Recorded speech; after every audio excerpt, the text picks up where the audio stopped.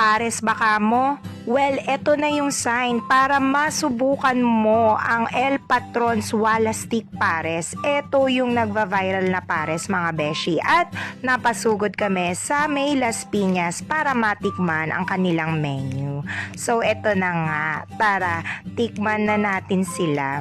Sinubukan namin yung kanilang combination. So, ang akin, ayan yung pares at tumbong. So, unlike other pares, creamy ang consistency nito at ibang-iba talaga ang lasa niya, pero ang sarap. Pinaresan ko pa siya ng chicharon bulaklak, kaya naman mas lumevel up ang aking pares experience.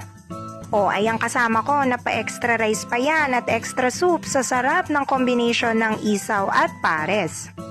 Kombinasyon ng litid at pares na hinaluan ng utak naman para sa aking asawa at talagang na-enjoy niya. O, try nyo na rin. Eto yung kanilang menu.